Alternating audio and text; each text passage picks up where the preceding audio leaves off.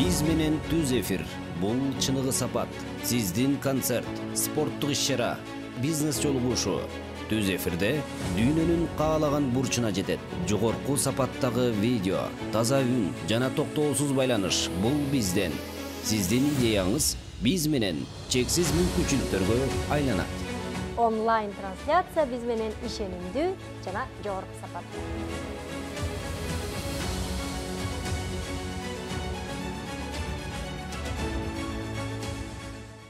Айркы Кытай булактарында кыргыз тууралуу абдан көп маалыматтар чогулганын айтып келишет. Гундар аябай могул жерде жазат да, гундар өсүп өнүп, аябай өрчүп. Гундар экенбиз, гун экенбиз деген тема ал эмне жарабайт экенби? Мисалы Кытай булактарында да биздин замандын 8-кылымында кездешет. Ошондо биякта биз кыргыз Бул жерде деп эле анталабызбы?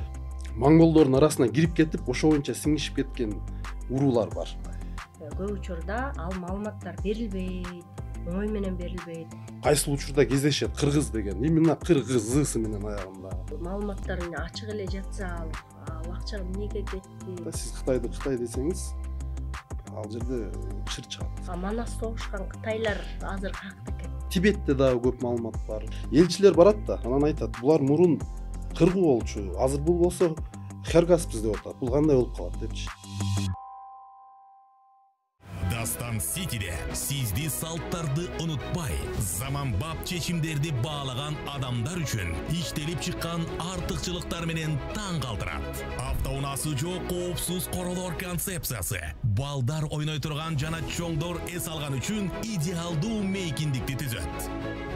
Дастан Сити Бишкектин тарыхында башталган жаңы барак болуп саналат. Бул комплекс шаардык жашоо менен жаратылыштын арасындагы гармонияны камсыз кылган таасирдүү курулуш. Дастан Сити күтүүлөрүңүздү канаттандырган, таң калдырган жер. Ишенимдүү турак жай, ишенимдүү мырзадай. Саламатсыздарбы, урматтуу YouTube каналымдын көрүүчүлөрү. Бүгүн дагы кызыктуу, маңыздуу бир программа жасоону Кудай буюрса пландап турабыз. Бүгүн менин мейманда чыгыш таануучу, тарыхчы, Болот Жусуп жана ошондой эле Лянгар фондунун негиздөөчүсү. Саламатсызбы? Саламатсызбы. Бүгүн негизи фондуңардын аталышы дагы Лянгар. өзгөчө. Лянгар эмнени түшүндүрөт бул? Лянгар деген бул негизи якорь деген түшүндүрөт. Түз мааниде. Эгер жок, бул грек тилинен келет. Анан кыйыр мааниде бул жанагы кербен бекети деген түшүндүрөт. Лянгар деген локациялар, айылдар бүт Евразия алкагында жайгашкан. Бүт Кыргызстанда эле 4 бар. Жалпы Евразияда бир 300дөн ашык лянгар бар. Кыргызстандагы бирден бир эл аралык элет деп койсо болот да, глобалдык элет. Лянгардын өзүнүн функциясы бар. Бул тарыхый, основном ушу кербен жолдоруна байланыштуу. Фондуңар дайыма тарыхтын негизин. Фонд ошо негизден азыр 2 багытта иш алып барып атат. Бири ошо кыргыз Кытай булактарындагы кыргыз тарыхын изилдөө. Бул деген сөз ошол именно оригиналдан түз ошол мурунку жазылган авторлор жазып калтырган түп нускадан кыргызчага которуу. Албетте башка буга чейин которулган эмгектерди дагы карап, салыштырып ошол аркылуу. Экинчи багытыбыз ошол жибек жолунун тарыхын изилдөө. Ошол Лянгардын өзүнүн атына жараша. Баягы байыркы Кытай булактарында кыргыз тууралуу абдан көп маалыматтар чогулганын айтып келишет, бирок көп учурда ал маалыматтар берилбейт, оңой менен берилбейт. Бизге берилбей сакталып турган дагы өзгөчө бир олуттуу баягы маанини камтыган дагы бир котормолор, баягы маалыматтар бар, булактар бар деп айтып келишет да. Канчалык чындык? Бул негизи буга чейин чындык болгон, балким бир 10 жыл, 20 жыл мурун. Азыр заман өзгөрдү. Азыр Кытайда тем более технологиялар өнүгүп, бардык материалдар санариптешкен. Анын баары негизги керектүү маалыматтын баары эле интернетте бар, доступный, ачык эле турат. Кирип эле, мисалы Байту деген Кытайдын Google'дан мындайча айтканда терсеңиз эле чыга берет бардык булактар. Мону деле тапсаңыз болот, муну деле тапсаңыз. Бизге келген тарыхчылар айтат го, биз ал булактарды сатып алып, анан котортуп, анан эмне кылышыбыз керек деген темаларда. Мен ушул неметейин азыр бүт маалымат берейин ушул багытта кандай болушу мүмкүн, өзү негизи кандай жагдайчы. Бизде өзү Кыргызстанда ушул байыркы Кытай тилин билген, буга чейин иштеп жүргөн, мен билгенден 3 адамды билем. Бирөөсү Муратбек Иманалиев, бул мурунку жанагы ШОСтун генеральный секретари, Кыргызстандын жанагы тышкы иштер министри болуп иштеген. Күчтүү Кытай таануучу, бул мындай лөк деп койсо болот, Кытай таанууда Орто Азияда бирден бир эң күчтүү адистердин бири да. Бул киши өзү ошол байыркы Кытай тилинде да окуган. Мунун эмгектери менен мен Москвадагы публичная библиотека деген бар, ошол жерден таанышкам студенттик мезгилде. Ал жазган Кытай булактарында жазылган Энисейлик кыргыздар жөнүндө жазган сяжасы, Тан менен сяжасынын ортосундагы байланыштар жөнүндө жазган макалаларын көргөмүн да негизичи. Бирок мен билгенден акыркы 1-2 жылда ал кишини көрбөй калдым, ооруп калды деп атышат, ушул азыр иштебей калды да. Андан сырткары Кубан Жусаев деген бар. Мурун БГУда иштечү, азыр билбейм каякта экен, аксакал, чоң киши.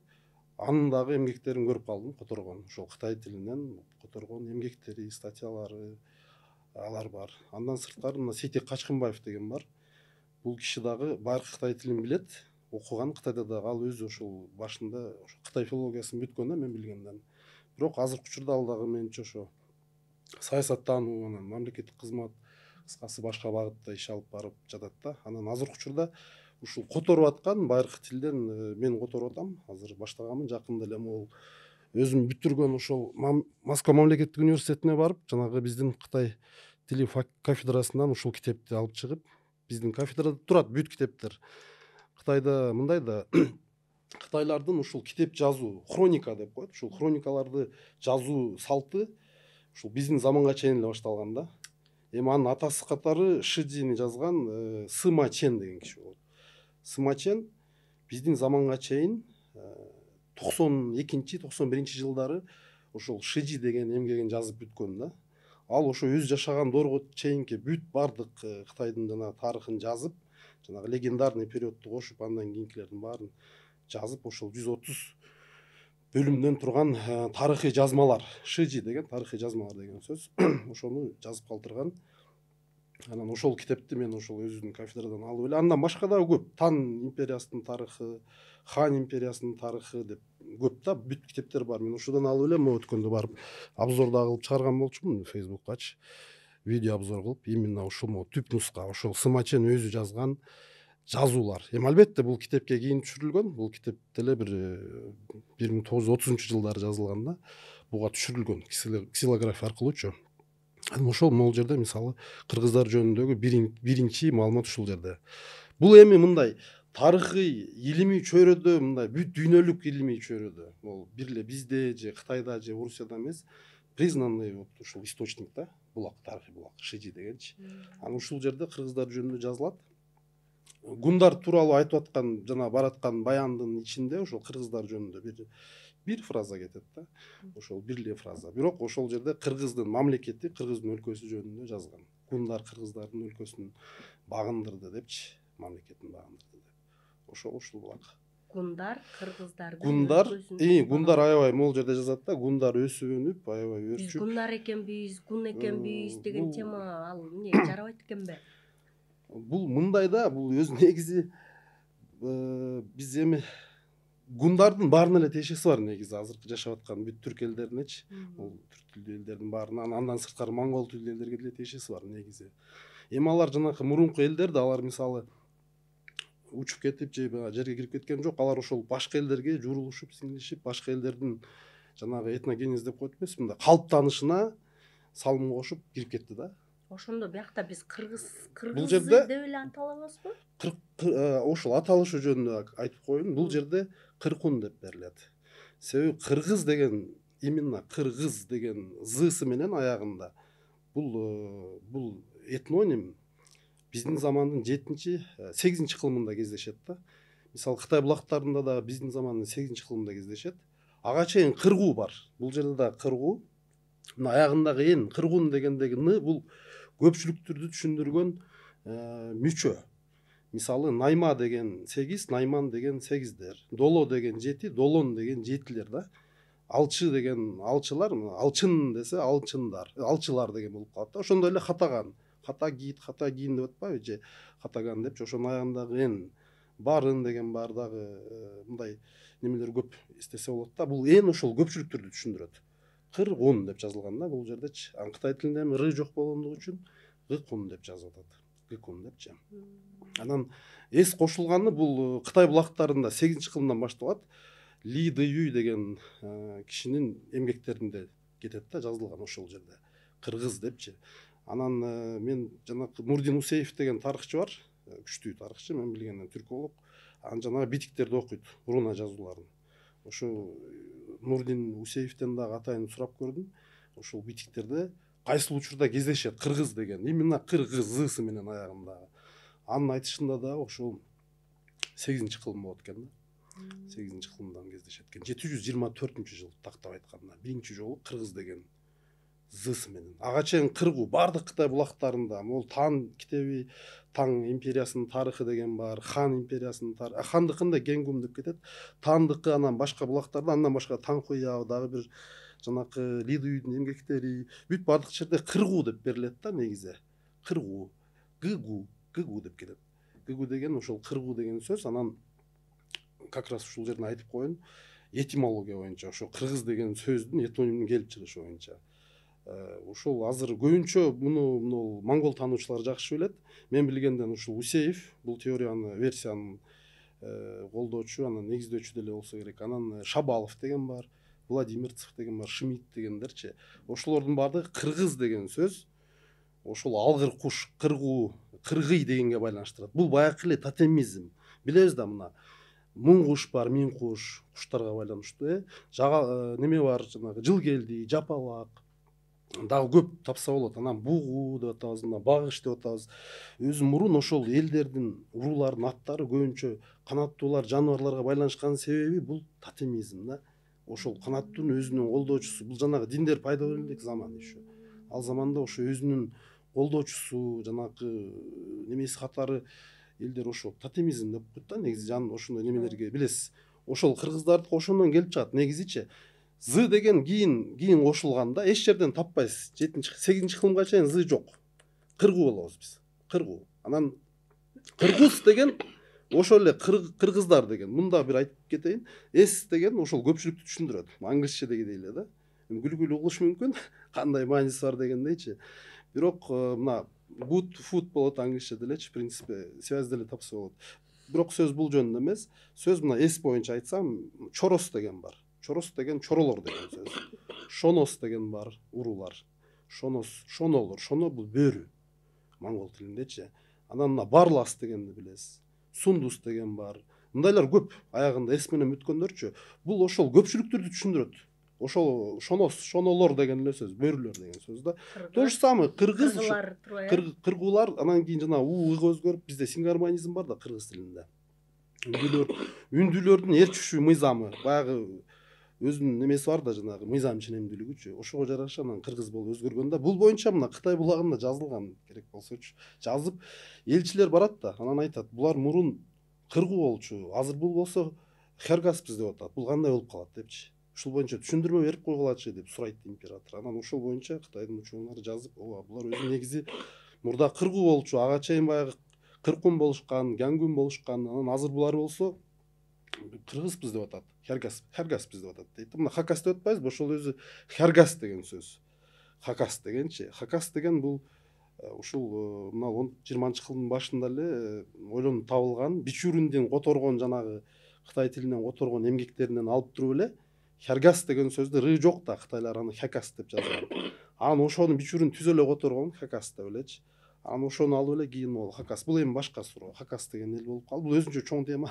Азыр ага углублять этпей эле коелу, бирок айта турган сөз ошол Кытайдын жанакылары берген да, комментарий.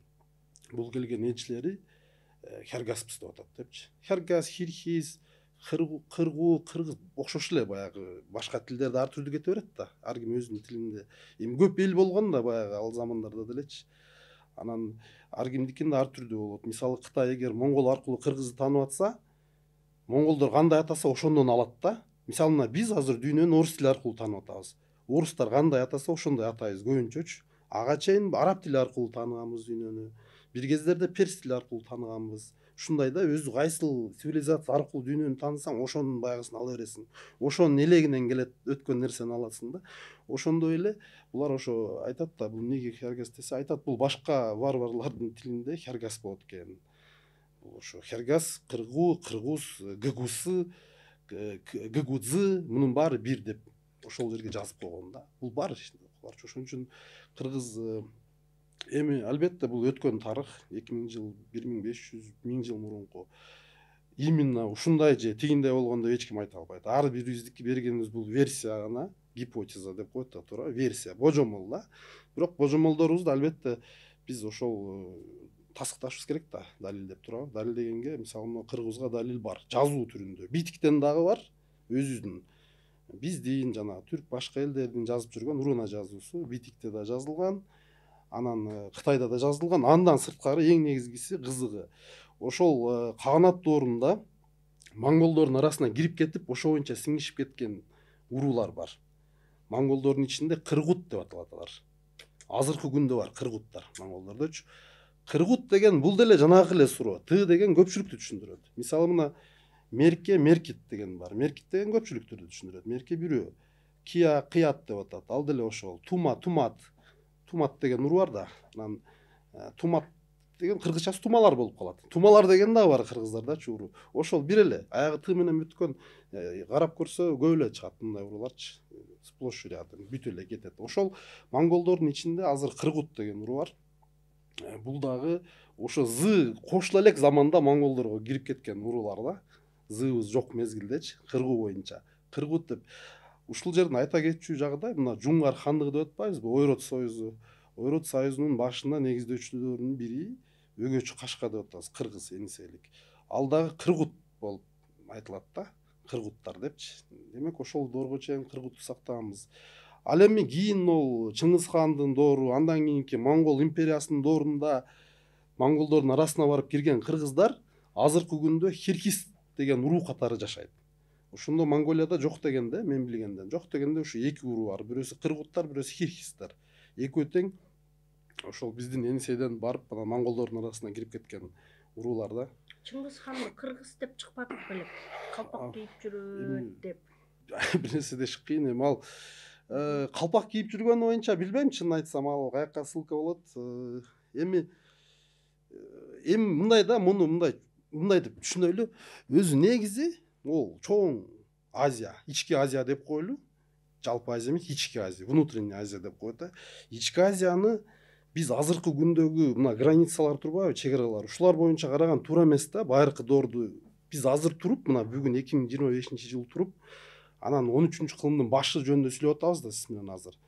1200 канчанчы жылдар Чыңгыз хандын, 206-дан бери жагы мисалы. Биз азыркы оюбуз менен түз эле жылып барып, ошол заманды биздин азыркы стандарт менен өлчөш керек да. Биз могу бүт ички Азиянын тарыхын бир эле мындай поток катары караш керек негизичи. Бардык элдер окшош эле болгон бири-биринечи. Эгерде мына азыркы Кытайдын Кытайга салыштырып турган болсок, мисалы мына элдер, мына түрк элдери деп атабыз 40-ка жакын. Кээ бирки монголдор кошулуп, бул бир эле эл болуп калат Кытайдын тилиндечи.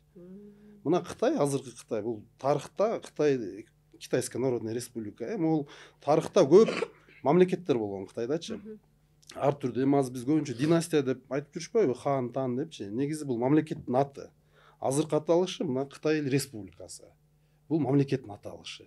Союз, саясий общность да, саясий биримдиктин аталышы Китайская Народная Республика. А на самом деле башка учурда таң болгон, андан мурун хан болгон, дагы болгон кете бергенде ошондой эле мына Орто Азия, Ички Азия. Ички Азиянын ичинде мына гундар келип, андан кийин дагы мисалы башкалар чыгып, жужандар, анан кийин түрктөр чыгып, анан уйгурлар, анан кыргыздар, анан кидандар чыгып, караханиттер тиги бу деп келе берет го. Өзү негизи ушунун баарын бул боюнча мына Сабитовдун дагы жакшы айткан подход бар экен, ушундай версиясы. Мунун баарын мындай непрерывный история катары эле караш керек депчи. Бир эле катар, просто династия алмашат. Ал эл бири-бирин кырып ийген эмес көп эле учурларда. Биринчи жанагысын жок кылып, мисалы түрктөр деле жанагы Барсбекти барып 711-жылы чапканда Барсбектин өзүн эле жок кылышкан. Ошол эле ликвидация. Азыркы тил менен айтканда ошол эле жанагы айтып атышпайбы? Специальный военный операция депчи. Барышкан, түшүп барып туруп, жол менен жашынып барып туруп эле анан согуш болгон, проспектти чапкан, и все. Элди бүт кырыйып, күн кылып алып, кызын башка кылып, кул кылып, баласын кеткен эмес. Кайра эле өзүнүн ошо өздөрүнө караштуудан эле коюп, бирөөнү үч кайра кете беришкен. Жашоо улана берген, соода улана берген, кербен кете берген дегендейчи. Анан биз азыр көбүнчө азыркы күн менен карайбыз да, ал убакытты караганда ошол аралашып эле болот. Анан ал кимиси түрк, кимиси монгол, аны деле кээ бир жерлерде кыйын бөлүшчү. Мындай эле азыр ДНК деле чыгып атат туурабы, генетика караганда деле кимдики 100% мисалы жанагы азыр айтып аткандай R1, A1 депчи сөзсүз түрдө башкалар кошулат, монголго там C2 же дагы башка нерселер кошулат. Аралаш да бул. Өзү негизи бул улут деле, адам деле ошол көбүнчө неме да, бул маданияттын, цивилизациянын продуктусу. Ошол кайсы немеге алса, кабыл алса, ошонун носители болуп калат негизинде. Анан бул маалыматтарда кыргындар кандай, кыргуулар кандай экенбиз, эмне экенбиз, мүнөздөмөбүз келет экенби? Бул жерде бир эле фраза жазылган. Бир эле фраза, ошонун ичинде бир эле жеринде жазылган. Мен окуп берейинби могул жерден? Азыр которуп кыргызчасын айтып берейин. Ол ушул гундар, хуннулар деп коет, сюннулар деп дагы. Өнүп өскөндөн кийин могул жерде башталат кыргызга тиешелүү. Түндүктө багындырды дейт, хун үйлөрдү, гөшуларды, динлиндерди, анан могу кыргыздарды жана синилердин мамлекеттерин, өлкөлөрүн багындырды дейт да. Ушул эле бир эле сөз бар. Башка эчтеке жок.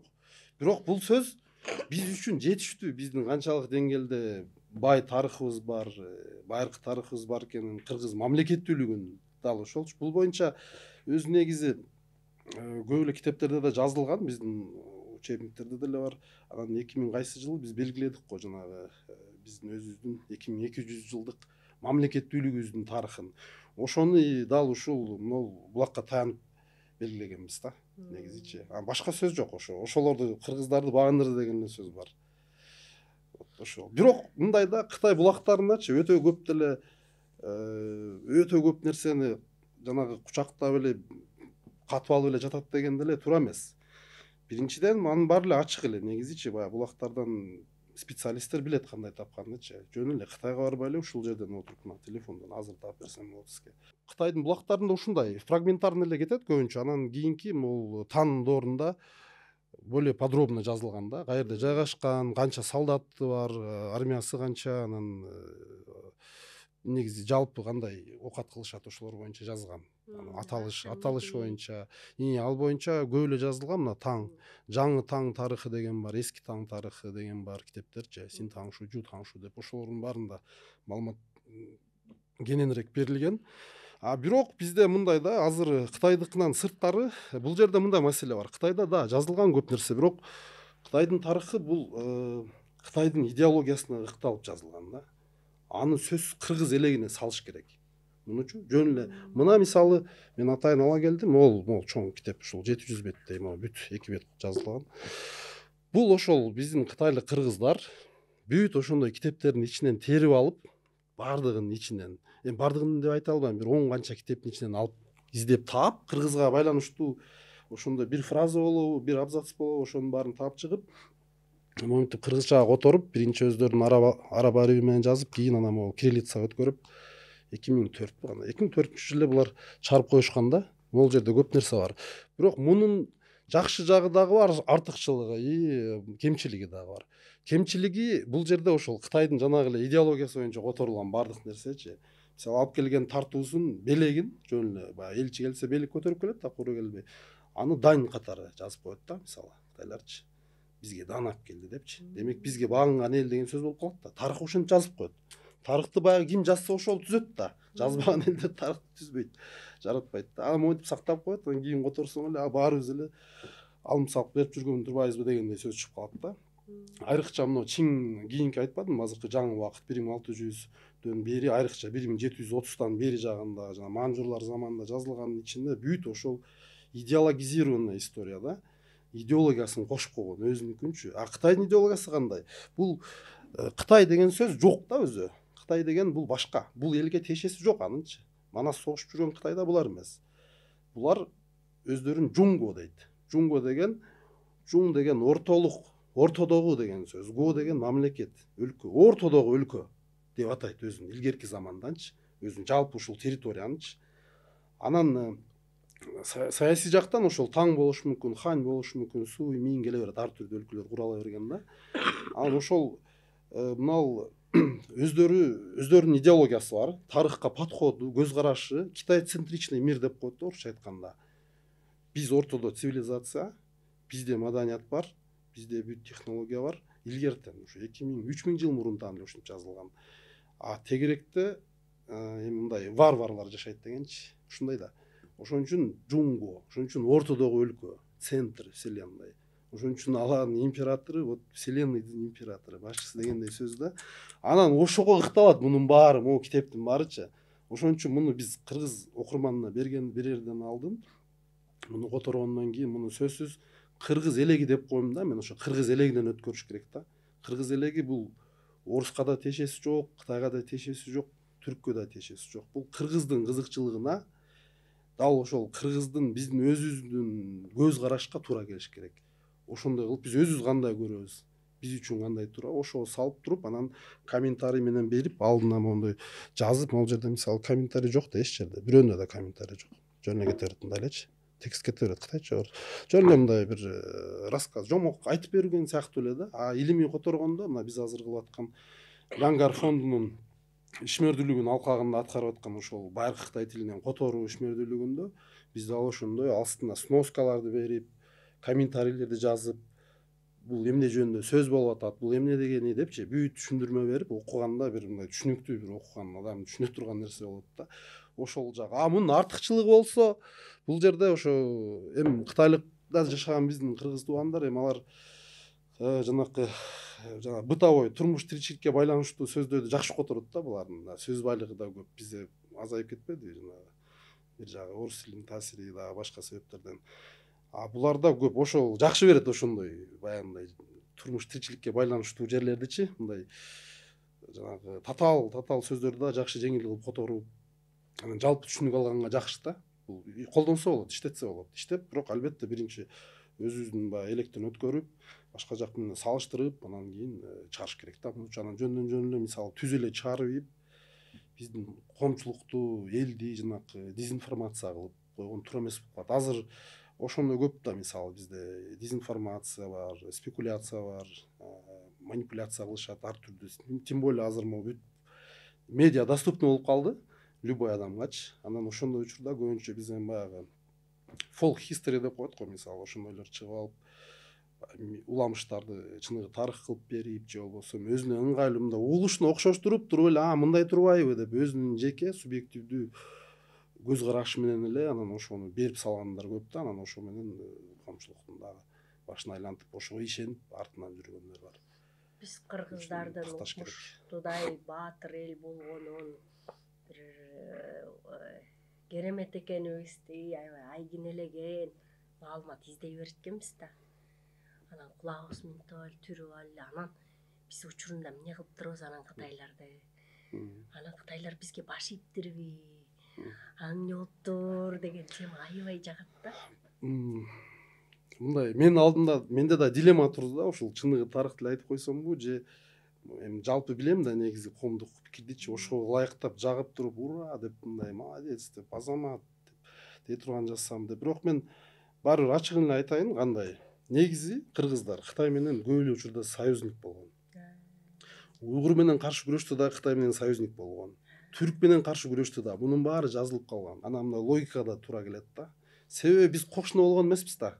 Кошунаң менен чыр жок. Жер талашпайсың, жайыт талашпайсың, суу талашпайсың. Чыр кошунаң менен болот. А тиги кошуна эмес киши менен жок да. Баягы враг моего врага, а мой союзник дейт го.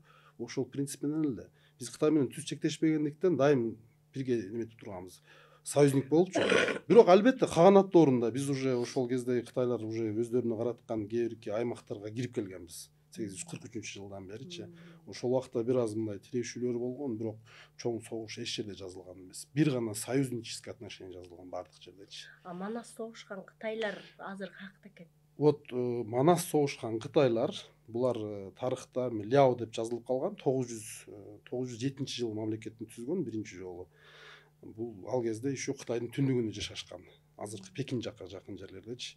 Кийин анан булар Журжендерден жеңилип 1125 бул Орто Азияга көчүп келишкен. Келип бул жерди багындырып, мына бала сагынды өзүнүн борбору кылып, дагы 100 жылдай Чыңгыз хан келгенге чейин ушул жерде мамлекет болуп турган Кытайлар. Эми элестетиңиз, ал Кытайлар азыр каяка кетиши мүмкүн? Албетте бүт бардык ушул эле чоң ички Азияда жашаган элдердин ичтерине кирип тарап жок болуп журулушуп кетти. Алар көчмөн эл болгон, ат минген, ошол сиз айтып аткан жанагы эпостогу Кытайлар. Бул могу күрүч эгип же болбосо жанагы отурукташкан Кытайлар эмес. Алар мындай болду да, булчу кандай болуп, бул Кытайлар тигилердин атын алып калды. Мындай немелер көп эле тарыхтачы, мисалдар. Мисалы мына казактарды киргиз деп жүрүштү бир кездерде, көп эле учурларда 17-кыл, 18-чи, 19-чу, 20-чы кылдын башында деле. Бул бар нерсе да, уникальный случай эмес. Мисалы, могу Кытайдын Кыргыз империя ушу каганатынын тартылып кетишинин себеби да ошол Кытайлар болгон. Кытайлар күчөп 924-жылы Кытайлардын башчысы ошол Кыргыздын борбору ошол кезде каганаттын Ордо балыкка чейин бастырып кирген да, өзүчү. Анан ошол Кытайлардын доору башталган чоң Азиядачы. Бар эле көчмөн эл, ошол моңгол тилинде сүйлөгөн деп негизинен ошондой версия айтылат. Анан бирок өзгөчөлүктөр болгон өздөрүнчү. Себеби Кытай менен жакын жашап көп алып ал жактан, анан тиги корейлерден алган бир өзгөчөлүктөр болгон тарыхында. Анан ошону ээлегенден кийин чоң Азияны булар кыргыздар ошонун Кыргыз каганатынын жанагы немеси акырын баягы алсызданышына ушул Кытайлардын көтөрүлүп кеткени себеп да, негизиненчи. Ушулар көтөрүлүп, анан бул Кытайлар ортодо, мунун биягында бул азыркы Кытай, Жунго, бул жашаган да. Анан түрк, моңгол, кыргыз элдери бул Кытайларды Кытай деп атап, анын арт жагында жаткан бүт территориянын баарын Кытай деп ойлошкон да, Кытай деп атап койгон. Орустар келип, орустар дагы түрк, моңгол тилдүү элдер аркылуу Кытайды тааныган. Тиякта кимдер жашайт дегенде, тиякта Кытайлар жашайт. А орус тилинде кыдан кийин ы келбейт, иге өзгөрөт, Китай болуп кетет ошону менен элечи. Бул чоң тарыхый жанагы недоразумение деп койсо болот да. Ал эми мисалы азыркы Синьцзянда Кытай деген бул мындай оскорбительный болуп эсептелет да. Сиз Кытайды Кытай десеңиз, ал жерде чыр чыгат. Улут аралык чыр чыгат. Өткөндө баягы мен Кытайга барып калдым эле, былтыр Синьцзянга барып бир сыйра анан бир выставкага катышып, ошол жерде сүйлөшүп, анан тиги киши айтып атат, выставканын башчысы, ошол Кыргызстанга келип кетиптир да. Бизге дейт көзүбүзгө карап туруп эле Кытайдан келдиңерби, Кытайсыңарбы депчи. Мен мага дейт, аябай бул өтө бир ыңгайсыз болду дейт. Түз эле маңдайың элечи Кытайсыңар деп. Биз ага көнгөн эмеспиз дейт. Анан мен айттым, ооба, бизде элчилигиңерге барып карасаңар, Кытай Эл Республикасы деп жазылып турат. Андан башка вариант жок. Бир эле ошол. Десем, бул биз жакта, могу Синьцзянда бул баягында урушкан сөз да, оскорбительный. Аякта ханзу деп айтыш керек, хан депчи буларда. Булар ошо хандар да, а берки Кытайлар кидандар алар. Кидан деп тарыхта калган, кидани. Ошон үчүн бизде мына азыр бул чоң неме, бул негизи ал ошол кидандар көтөрүлгөндөн кийин анан каганат тарып, анан кыргыздар жөнүндө маалымат да аябай азайган тарых убактарындачы. Бир 200 жылга жоголуп кеткенбиз ошо боюнча. Буну мен караңгы доор деп коем да, маалымат жок. Ошол кидандар көтөрүлгөндөн кийин. Ошондон кийин анан кайра баягы монголдорго чыгып баш ийгенден кийин элчилер барып өзүбүз кошулганбыз. Ошондон кийин анан кыргыздар жөнүндө дагы маалымат пайда боло баштайт. Ошон үчүн ушул жоголуп кеткен кара доорлорду, баягы кара кылымдарды, темный века деп коелу, ошолорду калыптандыруу үчүн биз башка дагы Кытай тилинен башка дагы дисциплиналарды үйрөнүшүбүз керек да. Мисалы ошол киданология, Кытай аларда булак көп жанагы жазуулар калган. Кыргыздар менен мамилеси өтө көп болгон. Кыргыз жөнүндө сөзсүз жазып калтырган алар дагычы. Ошон үчүн кыргыз тарыхын изилдейм дегенде бир эле булар эмес, мындан сырткары ошол киданология. Себеби байырылыш көп, маалымат дагы бар. Аларды таап чыкса болот. Өзүнүн жазуусу бар, аябай сложный, башкача. Бирок аны дагы атайын специалисттер таап же болбосо даярдап көрсө болот. Андан сырткары мына тангут тили бар. Тангут деген. Тангуттардын мамлекети болгон. Западный Ся дегенчи, батыш Ся. Кыргыз каганаты менен мамилеси аябай көп болгон, жакын болгон. Примерно ошол доорго туш келет. Аларда дагы көп тангут тилинде жазылган толтура материалдын баары Петербургда. Миңдеген документтер бар. Ал жактачы орус жанагы немелери саякатчылар алып кеткен да 20-жылдын башында. Ал жагынан дагы биздин тарыхты тактаса болот. Андан сырткары археология. Эгерде жазуун жок болсо археология бар. Археология аркылуу бүт бардыгын реконструкция кылса болот. Анын үчүн археологический экспедициялар жибериш керек. Бизде иштеп аткандар да бар. Мен билгенден азыр ошол Алтайский государственный университеттен ошол бир экспедиция Большой Алтай деген проектisi бар. Ошол аркылуу Кыргызстан менен иштеп атышат мен билгенден. КНУ менен БГУ менен иштешет. Ар кандай археологический экспедицияларды кылып турушат да. Жанагы таштарды табышат, мисалы битик жазылганчы. Элестетиңиз, бир жерден дагы бир таш табылып калышы мүмкүн. Көп кыргыз жөнүндө маалымат бар да, мисалы. Вот ошол археология, киденология, тангутоведение, Тибетте дагы көп маалымат бар. Ал жака көңүл бурса болот. Вот анан мына манжур тилинде акыркы 3 кылымдан 1700-дөн баштап бери жагына манжур тилинде дагы көп маалымат. Себеби манжурлардын Синьцзянды 1757-59 жылдары багындырды да, Жуңгар хандыгын жок кылып турупчу, аны багындырып өзүнө каратты. Ошонун алдында көп иштер болгон. Өздөрүнүн ученыйларын жиберген, баягы саякатчыларын жиберген, үйрөнүпчү региондо. Анан жазып калтырган бардыгын. Жазышкан да, кайсы уруулар каерде жашайт. Бул эми акыркы 300 жылдык тарыхта, ошо 1700-дөн бери жагына. Вот ошо манжур тилинде дагы маалыматтар бар. Ал жактан да алса болот, эгер жаңы заманга кызыккандар болсо. Агай мындай да. Бизге келген тарыхчыларчы кыргыздар жөнүндө укмуш маалыматтар жатат, ошону алдырып, ошону котортуш үчүн акча алганда президенттенчи. Анан ошонун аягы эмне болуп бүтүп атат, эмнеге анда ал маалыматтар ачык эле жатса, ал акча эмнеге кетти, кайсы маалыматты которгону кетти? Мен азыр мына өзү негизи ушул чөйрө, ушул отрасль жөнүндө, ушул багыт жөнүндө негизи маалымат берейин. Бул могу биринчиден могу кытайлык кыргыздардын которгону бар. Уже даяр эмгек да, бул менен иштесе болот. Экинчиден ошол буга чейин орусча которулган, ошол эле Муратбек Иманалиев, ошол эле Жусаевдардын эмгектери бар. Андан сырткары жана Бичуриндик бар. Эскирип калган. Азыркы андан кийинки ачылыштарды өзүнө камтыбайт.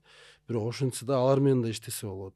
Андан сырткары алардын баарына кирбей калганын эми азыр цифровизация, бүт бардык маалымат интернетте бар. Негизги маалыматтын бардыгы бар да. Ошол жактан таап чыгып, анан эми мисалы Кытайда бар китептин баарын которуп чыгам деген бул эми абсурд, бул мүмкүн эмес да. Өтө көп китеп бар. Анын бардыгычы мисалы айрыкча акыркы 3 кылымдыкычы анын баарын котортконго эч кимдин өмүрү дагы жетпейт, ага акча каражат дагы жетпейт мисалычы. Анын ичинде кандай кылыш керек? Анын ичинде именно кыргызга тиешелүү бөлүктөрүн. Мисалы сиз макала жазсаңыз, мисалы бир китепте сиздин макалаңыз жөнүндө, сиздин темаңызга байланыштуу маалымат болушу мүмкүн да, бир монографиянын ичиндечи. Аны сиз ачасыз дагы, анын бир 155-тен бир 160-чы бетке чейин 5 эле барак болушу мүмкүн сизге тиешелүүчү. Ошо 5 баракты эле чук карайсыз дагы, ошо боюнча. Ошон үчүн сиз могу бүт китепти сатып алсаңыз, бул баягы перерасход болуп калат да, ысырапкорчулук болуп калат. Бул кереги дагы жок да. Өзү негизи илим менен иштегендер билишет, жолдорун кандай кылыш керек. Ошо аны Ошондо эмне болуп кетти аягы? Түшүнгөн жокмун мен. Агай мен деген мындай деп ойлогом да, айбайчы мындай. Бир кыргыздар жөнүндө укмуш бир маалымат суусап боягым тойбойт агай. Сиз берген суроо мурас фонду жөнүндө болуп атат го деп ойлойм. Мурас фонду боюнча болсо, менимче ошо өздөрүнөн сурап көрүшүбүз керек. Ал боюнча кандай иштерге келип калды, кандай кылып атышат дегенчи. Мен оюмча. Агай исте да чакырып. Өздөрүнөн сурап, жылыштарды сурашыбыз керек. Ооба. Ошондо кыргыздын тотеми кыргуу болуп ататпы? Кыргый деп, ошол ястреб деп, анан мунун азыр эки неме бар, ошо Нурдин Усеевдикинен окуп калдым, бул алгыр куш, бүркүт депчи. Анан тиги Шабаловдукунан ошо ястреб деп окудум. Хергуй деп, монголча. Ошо Хергас, Хергуй бул ошо монголческая версиясы да, жанагы хакастар ошол жактан чыгып атпайбы? Хакас деген өзгөрүп кеткенибиз. Просто башка элдин тили менен айтылган биздин аталыш да. Ошо анан кыргыз ошондой болуп калат. Кыргый болуп калат. Кыргый же алгыр куш ушундай да.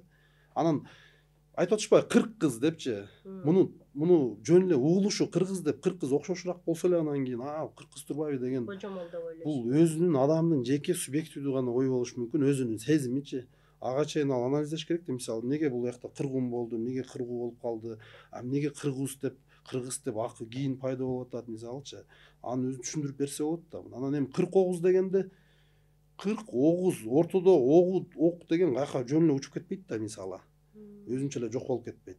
Өзү лингвистикада ошол тилдердин эволюциясындачы бир туш жөндөн жөн кошулуп, жөндөн жөн чыгып кетпейт да. Анын кошулганынын себеби болот, жоголгонунун дагы себеби болот. Аны түшүндүрүп берсе болот. Мисалы, эмне себептен Русту биз орус деп калдык, туурабы? Тилибизге жаттыкпы. Рыдан башталбайт себеби. Кыргыз тилинде төл сөз рыдан башталбайт. Ошон үчүн астына сөзсүз Рустам болсо Рүстөм болуп кетет. Рус болсо орус болуп кетет. Анан дагы баягы роза дегенде биз орозо деп атпайбы мисалы. Вот ушундай Рамазан, жарамазан деп мисалы жанагы. Бизде кыскасы рыдан төл сөз башталбайт да негизи. Анан мисалы айылдарда деле тыңшап угуп көрсөңүз, бул баягы кыргыздын немеси артикуляцион аппарат деген түшүнүк бар да, кыргыздын калыбы деп койсок болот. Кыргыздын калыбы бар. Ар бир элдин өзүнүн калыбы, ошо калыбына түшкөн сөздү гана айтып бере алат да. Мындай орточо адамчы. Эми башка тилдерди окуган тажрыйбасы болсо любой сөз айта бериши мүмкүн. Вот кыргыз калыбына келгенде ошол мисалы рыдан башталбайт, астына дагы бир үндүнү кошуш керек. Анан СТдан да башталбайт, астына студент деген у студент деп атпайбызбы мисалы. Тыңшап уксаңыз, у студент дегендер бар. Столду үстөл деп алдык, стаканды ыстыкан дегендер бар. Ошонун баары жанагы кыргыздын калыбы да. Ошого салып туруп алат да ошондой өзүнө ыңгайлаштырыпчы. Макул, сонун Лаңгар фондуна ыраазычылык жана ишмердүүлүгүңүз улана берсин. Кийинки келгенде дагы кызыктуу тема даярдап коюңуз. Кыргыздар жөнүндө, маалыматтары жөнүндө дагы келең кесир баарлашабыз деген. Рахмат. Сизге да ийгилик иштериңизге. Урматтуу YouTube каналым көрүүчүлөрү, мына бүгүн ушундай бир кыргызга болгон бир башкача көз карашты дагы ала алдык деп ойлойм. Биз дайыма кыргыз деген кыргыз түгөнгүс деп мындай айтып келгенбиз. Кырылгыз деген сыяктуу же болбосо 40 кыз темасы дагы абдан кенен жайылган, бирок кыргызды бүгүн биринчи жолу эшитип отурабыз. Пикирлериңиздерди күтөбүз. Балким Болот мырзага болгон бир суроолоруңуздар бардыр, ой пикириңиздер бардыр, жок кошулбайм деген нерселериңер бардыр. Анда комментарийге жазып коюңуздар. Сөзсүз түрдө Болот мырза менен дагы жолугушуп, сизди кызыктырган суроолорго жооп табабыз деген ойдомун. Кайрадан көрүшкөнчө сак саламатта болуңуздар.